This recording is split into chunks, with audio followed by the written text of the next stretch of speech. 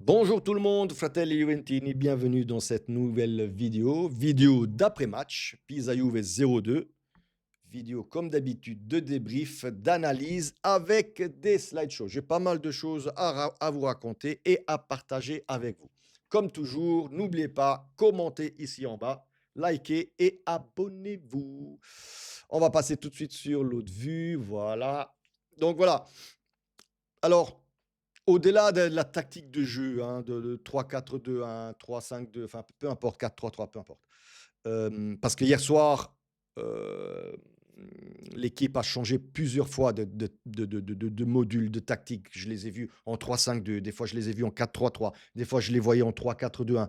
Donc en fait, ça respecte bien ce que Spalletti dit en conférence de presse, où il dit clairement, hem on change les joueurs ou on joue en fonction du besoin du moment, de couvrir les espaces et ça correspond vraiment à ce que Spalletti dit. Voilà, donc il faut pas s'attendre, parce que même hier, hein, officiellement, c'était un 3-4-2-1, hein, comme toujours, mais non, c'est un peu, caméléontica comme on dit, hein, c'est selon le besoin, le les positions de joueurs changent.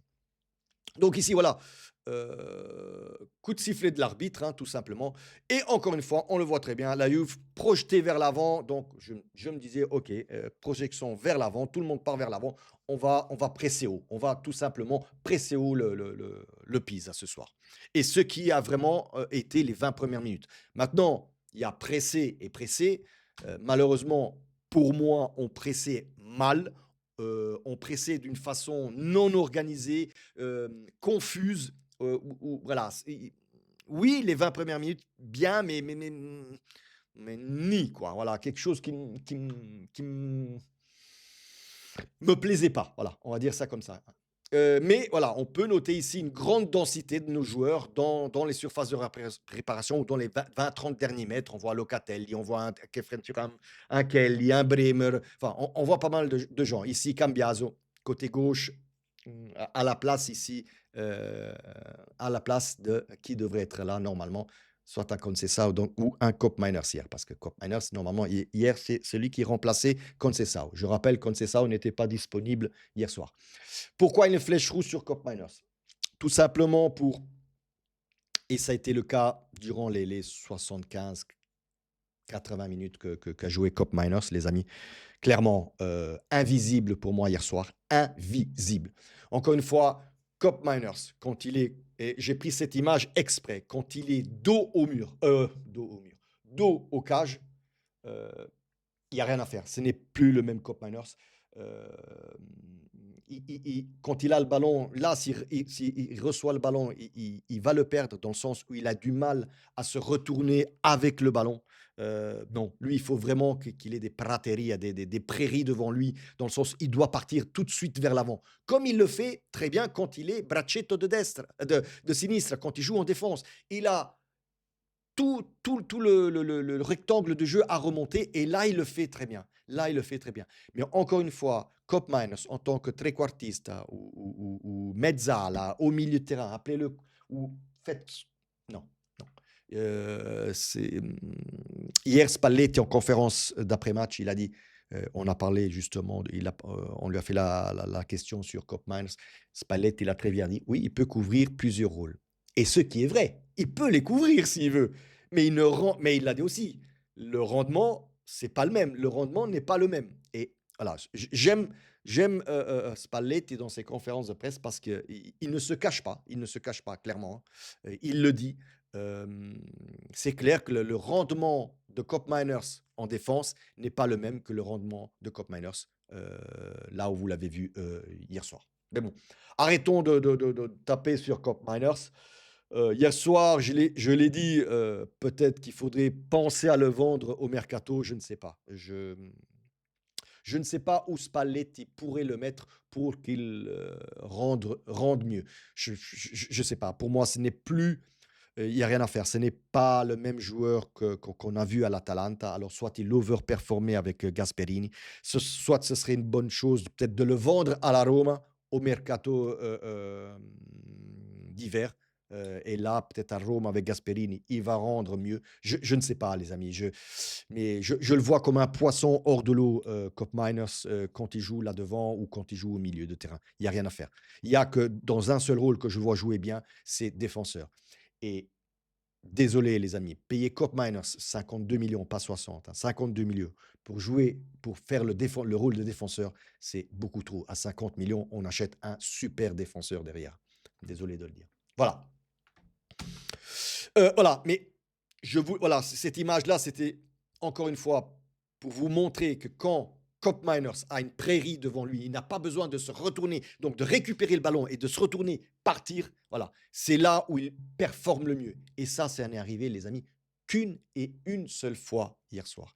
Donc, peut-être que le jeu de la Juve n'est pas adapté à Kopp Miners aujourd'hui, où Spalletti devrait trouver un système de jeu qui est adapté à Kopp Miners. Et encore sur cette action-là, les amis, vous voyez le ballon là, il est au milieu des jambes de Kopp Miners, où on voit déjà Moreno, je crois que c'est le numéro 4, le défenseur. Morea, je ne me rappelle pas, désolé pour les noms, les amis. Il est déjà couché par terre, et malgré ça, Kopp Miners, ici on est à la 20e minute, si je ne me trompe pas, malgré ça, Kopp Miners essaie de tirer un boulet de canon vers les cages, vers le but. Ça ne va pas. Là, il aurait dit tout simplement faire le crochet. Le joueur était déjà au sol. Crochet, peut-être tirer avec le gauche, ou crochet et donner le ballon tout simplement à Openda qui était libre comme l'air sur le côté. D'ailleurs, à la fin de l'action, Openda lui dit « Mais pourquoi tu ne m'as pas donné le ballon ?» Enfin, c'était si évident. Et c'est là qu'on voit que mentalement, Kopp Miners n'y est pas. Il n'y est pas dans cette position-là. Et on va le voir un peu plus tard, vers la fin de cette vidéo, avec la même action, pas la même, quasiment la même action, mais avec un Miretti à la place de Kopp Miners. Et vous allez voir pourquoi j'ai mis ces deux actions-là. Ici, bon, on est déjà en deuxième mi-temps. Alors, non pas que mais franchement, une première mi-temps avec peu. J'avais pas grand-chose à vous montrer, sauf voilà, l'histoire de Kopp Miners, où, je l'ai dit hier, on a bien joué pendant 20 minutes, et puis les 20-25 dernières minutes, franchement, neutre, sans intérêt pour moi, à part la transversale du Pisa sur la tête ce n'était pas Tramoni, c'était quelqu'un d'autre, les amis, mais je n'ai pas retenu son nom. Ou Di Gregorio, là, ne fait que regarder. Après, c'est pas de sa faute. Mais voilà, on est en deuxième mi-temps où là, Thuram arrive à se libérer. Et je voulais vous montrer cette image-là. Où vous le voyez très bien. Thuram essaye de placer le ballon. Bon, le ballon, il part vers la tribune, hein, peu importe. Mais alors, Thuram, je suis désolé, mais tu n'as pas le pied velouté de Yildiz. Ça, on le sait. Pourquoi tu essaies de placer le ballon? Là, pour moi, faut bam, faut colle au pied, non, faut taper dedans. Après, qu'elle parte vers le ciel, c'est pareil. Je veux dire, mais de ta part, je m'attends là que en plus, tu n'es pas pressé, tu n'as rien. Je m'attends à ce que tu donnes un boulet de canon, que tu tires un boulet de canon, quoi. Voilà, il y a des fois, ces choix de la part de Kefren, je ne les comprends pas. Je suis désolé de vous le dire, je ne les comprends pas. Et ici, on voit très bien encore sur cette image-là, Kopp Miners qui est toujours avec un Cambiaso derrière lui parce qu'il le protège, parce que Kopp Miners ne revenait pas souvent derrière.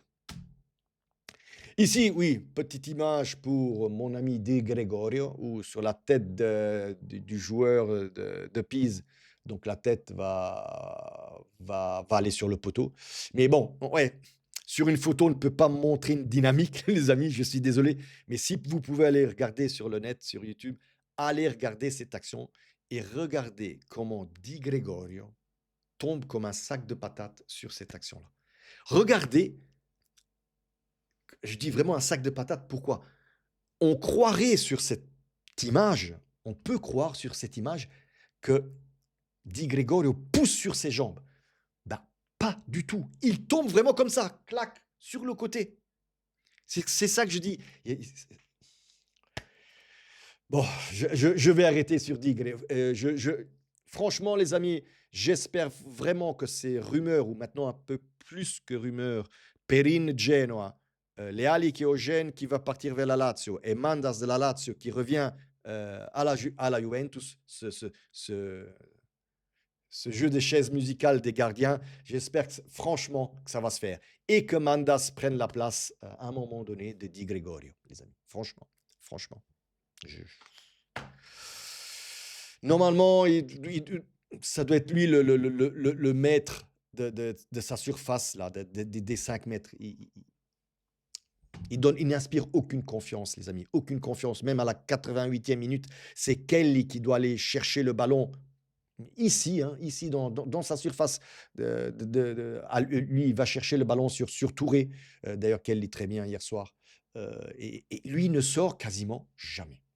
Donc voilà, c'est ce que je voulais lui dire. C'est pas parce que face à Bologne, tu as fait une bonne prestation. Là, il en a fait une bonne face à Bologne. Et là, il va en faire 4-5 de prestations complètement, pour moi, hein, pas bonne, catastrophique. Pas bonne. Enfin, pas catastrophique, mais pas bonne. Voilà. Et puis, on va en faire une bonne. Et puis, encore une fois, 4 ou 5 qui ne seront pas bonnes. Donc voilà, il faut être constant, les amis. Il faut être constant, surtout en tant que gardien de but. Ici, en deuxième mi-temps, ouais, ça, c'était l'action de Kelly où il tire une bombe sur le poteau de Semper. Dommage pour Kelly. Pour moi, Kelly, hier soir, très, très, très bien en défense. Même mieux que Bremer, je le dis. Mieux que Bremer et mieux que Kalulu. Kalulu m'a plu, mais mieux que Bremer lui-même. Surtout, voilà, comme je dis, à la 88e minute. Et ici, sur cette image-là, je pense que c'est un peu résumé le match. Dans le sens où on voit Edith Sturam avec Kelly, ou ici, comme je dis, Kelly après tire une bombe. On voit David. On voit Cambiaso qui va plus vers le milieu parce qu'il a Zegrova ici. Il n'a plus Cop Miners. Voilà. Ici, on le voit aussi. Hein. Là. Le fameux homme avec les sucettes dans les mains où il donne des indications. Il n'a fait que ça hier soir, Cop Miners. À part le slide que je vous ai montré où il récupère le ballon et il part vers les buts. À part ça, il n'a plus rien fait. L'homme invisible, Cop Miners, l'homme invisible hier soir. C'est pour ça qu'hier soir, dans ma vidéo, j'ai dit tout simplement, on joue à 10, les amis. On joue à 10. Donc voilà, passons sur le slide suivant. Tout simplement, les amis, ici, on le voit, ça, c'est l'action du but où, je dis, voilà, où Zegrov a pris la place de Cop Miners qui est revenu vers l'arrière. Et voilà, où je dis que Cop Miners a complètement changer la dynamique du match. Ici, il comprend l'appel de balle, de Cambiaso, désolé les amis. Et il va lui, donc il a plusieurs choix. Il peut la donner ici, il peut la donner ici. Il y a l'attaque de la profondeur de la part de McKennie. Donc tout le monde est là. Et il est capable de faire passer ce ballon. On sait très bien que Zegrova est capable de faire passer ce ballon-là. Donc forcément, quand on sait que son coéquipier est capable de faire passer le ballon là, peut-être au milieu des jambes ou n'importe comment, parce qu'il peut la faire passer du droit, du gauche, n'importe, ben on ose plus. On ose plus. Et aussi la position de Cambiaso, qui n'est plus derrière Zegrova, enfin, qui a changé sa position puisqu'il n'est plus derrière Cop Miners. Donc il ne doit plus couvrir la partie de Zegrova. Ben, ça lui permet de partir du milieu et attaquer la profondeur, tout simplement. Et ici, on le voit. Donc, Cambiaso récupère le ballon. Lui avait récupéré le ballon. Donne le ballon à McKennie. Et McKennie n'a plus qu'à la remettre. Alors, ici aussi, pareil, McKennie ici, il a plusieurs choix. Soit la remettre devant la cage, la remettre derrière, encore une fois, vers Cambiaso. Mais voilà, Kalulu qui attaque la profondeur. Pas Openda, désolé, ici c'est David qui attaque aussi, ici un Kefren Turam, donc voilà, ça donne le but. Et d'ailleurs, le but, les amis, hier soir, je n'étais plus sûr si c'était un CSC, un but contre son camp, ou si le but avait été officiellement donné à Kalulu. Eh ben, je peux vous le dire, le but a été officiellement donné à... c'est un but de la Juve Kalulu. Ici, voilà, tout simplement, voilà, je voulais vous montrer ça sur un autre angle, voilà, où on voit très bien ici Cambiaso qui fait l'appel de balle. Hein. Voilà, il n'y a pas mieux. Et Zegrov lui donne al contagiri, voilà, comme je dis toujours. Ici, tir de la part de Zegrova, je pense qu'il aurait mérité son but hier soir parce que franchement, quand il est rentré à la 60e minute, en remplaçant, Locatelli notamment, mais pas Koopmeiners parce que Koopmeiners a reculé vers le milieu. Locatelli, les amis, hein, petite parenthèse, allez voir un peu ce qui se dit un peu sur le net, où Locatelli, je l'ai dit hier soir, il me semblait bien, a demandé à Spalletti pourquoi, lui en tant que capitaine, pourquoi il a été remplacé. Bref, je ne comprends toujours pas ce Locatelli. Bref, laissons tomber. Je trouve que il aurait mérité son but, mais sur cette action-là, en fait, je l'ai vu et revu. Dommage que je n'ai plus retrouvé cette vidéo du trois quarts arrière de Zegrova, euh, où on voit qu'il enroule, où il enveloppe tellement bien le ballon que le ballon fait une parabole à revenir vers le milieu. Il a tellement bien voulu la prendre que franchement, le ballon revient vers le milieu. Et après, voilà, le Semper la dégage après. Donc, elle ne va pas sur le coin, sur le coin. Non, elle revient vers le milieu et Semper est là pour la dégager en corner. Franchement, pour moi, il aurait mérité le but, Zegrova, hier soir. Ici, on est sur, ouais, quasiment à la fin sur le deuxième but, ouais, le deuxième but de la Juve, où c'est clair, Pise a essayé de revenir au score. Donc ici, on voit très clairement un 4 contre 3, hein, où David ramène le ballon. Ramène le ballon. On voit déjà ici Anildiz qui appelle le ballon, Zegrova qui écarte la défense et Miretti ici parce qu'il l'a remplacé entre-temps. Enfin, Spalletti s'est dit ouais, on joue quand même à 10 contre 11 avec Koopmeiners, je vais enlever Koopmeiners. Pour moi, trop tard, encore une fois. Moi, je l'aurais dégagé depuis le début, mais bon, soit. Enfin, depuis le début. Quand on est rentré en deuxième mi-temps, vu sa prestation en première mi-temps, Miretti qui accompagne l'action, hein, tout simplement. Et ici, on le verra sans doute sur la prochaine image, où Miretti fait quelque chose de bien.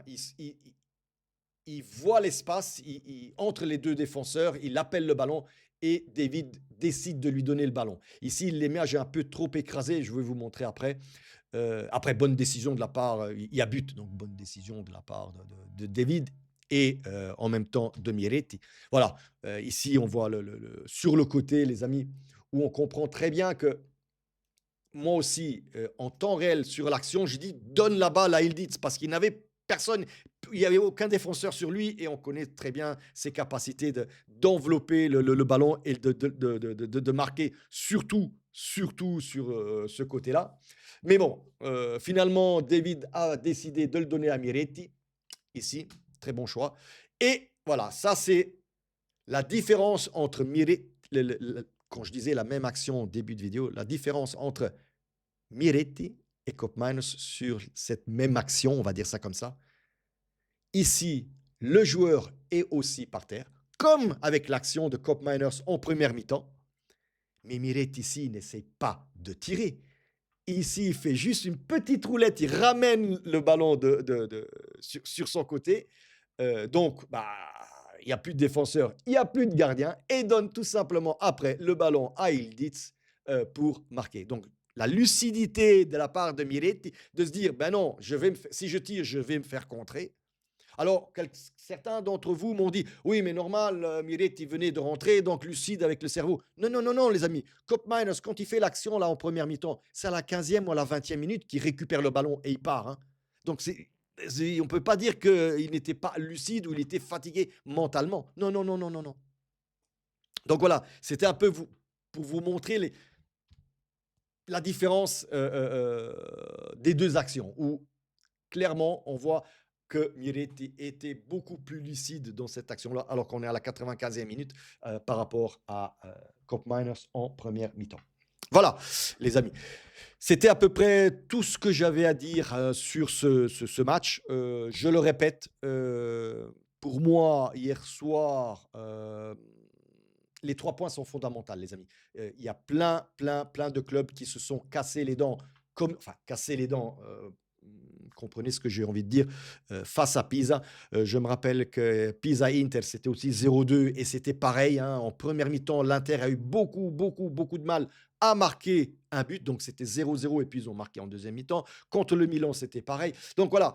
Pour moi, Pisa malgré qu'il soit avant-dernier, hein, oui, avant-dernier, la Fiore est la dernière au classement, ben, voilà, c'est très, très compliqué d'aller, prendre 3 points à Pisa, et donc heureusement pour nous que, qu'on est allé, gagner, là-haut. Voilà, je l'avais dit, que ce serait difficile, mais qu'on allait, selon moi, on allait gagner 2-0. Oui, c'est ce qui s'est passé. Donc voilà les amis, ça c'était le débrief de Pisa Juventus 0-2 e come sempre ragazzi, fino alla fine, forza Juve.